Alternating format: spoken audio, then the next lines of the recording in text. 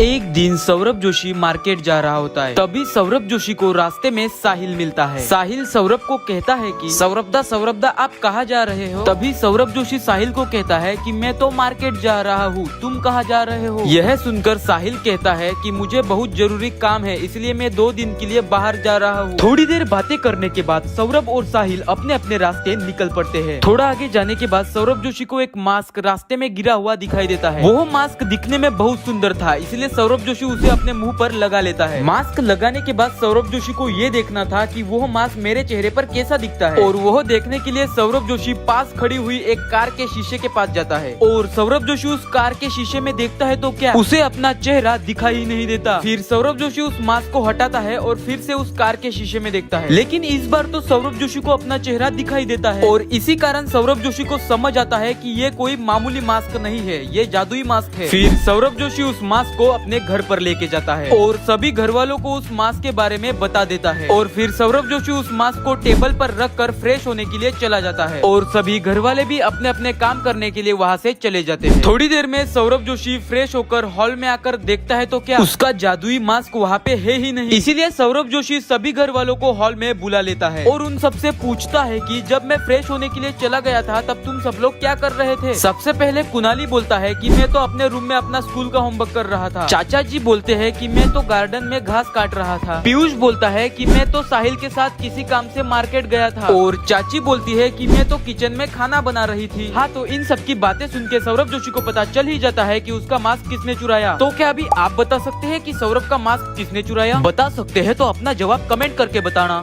3, 2, 1, go!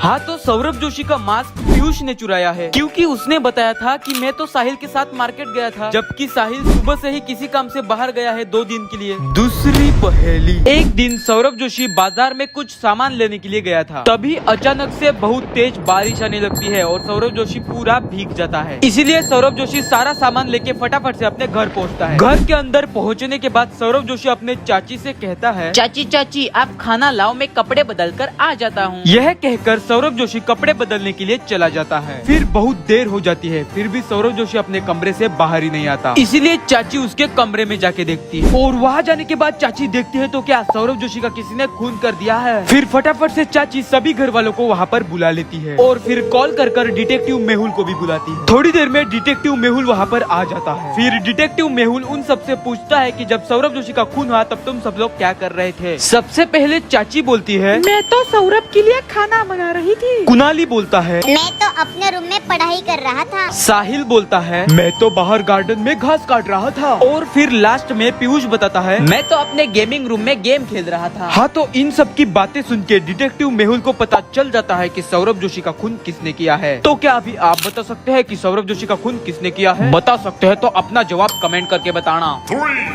2, 1, go! हाँ, तो यह सौरभ का खून साहिल ने किया है, क्योंकि उसने बताया था कि वो बाहर गार्डन में घास काट रहा था, जबकि बाहर तो बहुत तेज बारिश हो रही थी। इसी बात से साबित हो जाता है कि सौरभ जोशी का खून साहिल ने किया है। तीसरी पहेली। एक दिन सौरभ जोशी, कुणाली, साहिल और पीयूष घर पर पार्टी कर रहे थे। वो सब लोग पार्टी करते करते डांस भी कर रहे थे। तभी उनके पास चाची आती है और उन सबसे कहती है, ये पार्टी और डांस बाहर जाके करो, मुझे बहुत काम है, मैं डिस्टर्ब हो रही हूँ। यह सुनने के बाद सब लोग घर से बाहर जाते हैं। बाहर जाने के बाद वो सब लोग अपने कार में बैठकर निकल पड़ते हैं होटल में पार्टी करने के लिए। थोड़ी देर बाद वो सब लोग होटल के पास पहुंच जाते हैं। फिर वो सब लोग होटल के अंदर जाते हैं और खाना खाते हैं और आज रात के लिए होटल में रुकने का निर्णय लेते हैं। फिर वो सब लोग अपने अपने रूम में सोने के लिए चले जाते हैं। फिर कुछ घंटों बाद सुबह हो जाती है। फिर कुणाली सुबह सुबह सबसे पहले उठता है और सौरभ जोशी के रूम में जाता है। और वहाँ जाने के बाद कुणाली देखता है तो क्या सौरभ जोशी का किसी ने खून कर दिया है। इसलिए कुणाली फटाफट से पुलिस वालों को फोन लगाता है। फिर थोड़ी देर बाद पुलिस वाले वहाँ पर पहुँच जाते हैं और इन्वेस्टिगेशन करने के लिए लगते हैं। तभी पुलिस वालों को पता चल जाता है कि सौरभ जोशी का खून किसी जिम करने वाले इंसान ने किया है, क्योंकि आप ध्यान से देखेंगे तो सौरभ जोशी के बगल में एक जिम डंबल पड़ा हुआ है और उस डंबल से सौरभ जोशी को मार दिया गया है। इसीलिए पुलिस पीयूष और साहिल को रूम में बुलाते हैं और उन सब से पूछते हैं कि जब सौरभ जोशी का खून हुआ तब तुम सब लोग क्या कर रहे थे। सबसे पहले कुणाली बोलता है, मैं सुबह सुबह उठने के बाद सौरभ दा के रूम में आ रहा था। साहिल बोलता है, है, मैं सुबह सुबह उठने के बाद अपने रूम में एक्सरसाइज कर रहा था। पीयूष बोलता है कि मैं तो होटल के स्विमिंग पूल में स्विमिंग कर रहा था। हाँ, तो इन सब की बातें सुनकर पुलिस को पता चल जाता है कि सौरभ जोशी का खून किसने किया। तो क्या अभी आप बता सकते हैं कि सौरभ जोशी का खून इनमें से किसने किया? बता सकते हैं तो अपना जवाब कमेंट करके बताना।